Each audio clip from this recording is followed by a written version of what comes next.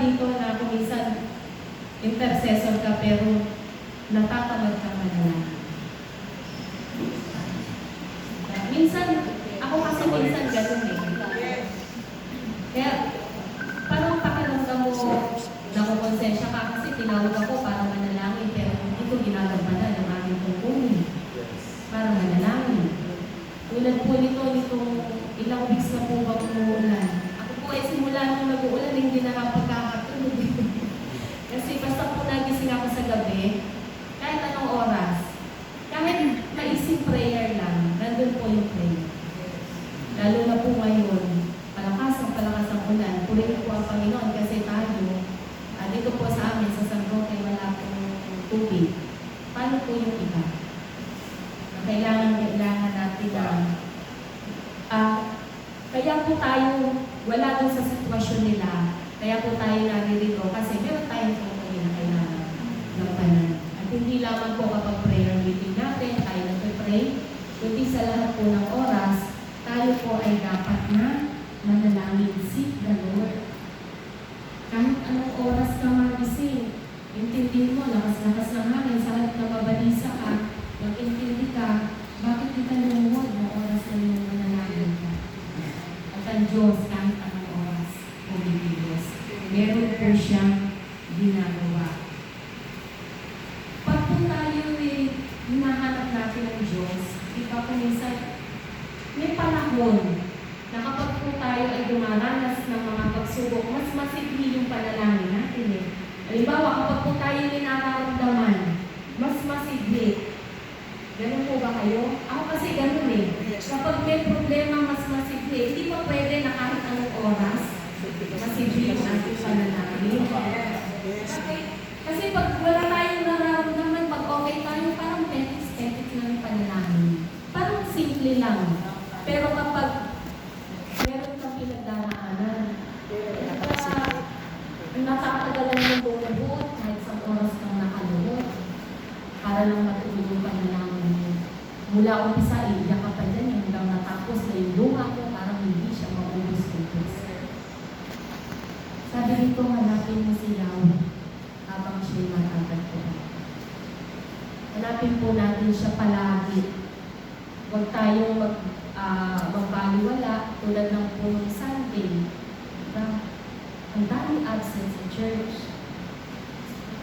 Ano po ang sagot nila? Kasi daw umuulan. Kasi daw po umuulan. Nag-cell group kasi kami eh. Sabi nung isa naming member, dapat yan di ako a-attend kasi umuulan. Sabi ko, kapatid, magpasalamat ka sa Diyos kasi hindi hanggang late yung tubig mo sa bahay mo.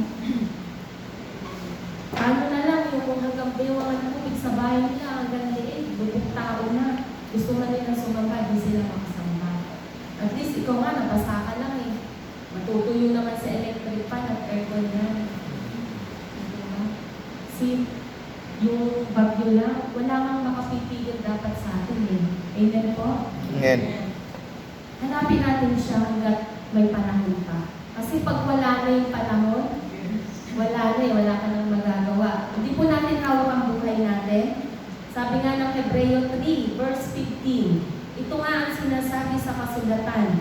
Kapag narinig ninyo ngayon ang tinig ng Diyos, huwag ninyong patigasin ang inyong mga puso, tulad noong kayo'y mag-imagsik sa Diyos. Minsan, pinaiiral pa rin natin yung sarili natin gusto eh. Yung katigasan ng ating puso, pinaiiral pa rin natin. Kahit ilang beses ka nang tinatawag ng Diyos, ilang beses ka nang ginigising sa gabi, bakit kaya? Ipapagawa siya sa iyo, kailangan mong manalangin kasi maraming nangangailangan ng panalangin kaya ang gigising. Tandaan po natin, tayo po ang ministry natin, nasa larangan po tayo ng pananalangin. Kahit anong oras, hindi lang kapag nagising ka, kapag matutulog ka, dapat manalangin. Hindi sa lahat ng oras, tayo po ay nananalangin. Paano po natin siya hahanapin? Sabi ng verse 7, talikuran ang masamang gawain at magbago ng pag-iisip. Hindi natin masusumpungan ng Lord kung yung ating kaisipan dati, yung pa rin yung ipinipilit natin. Yung gusto ng Diyos, ayaw natin gawin.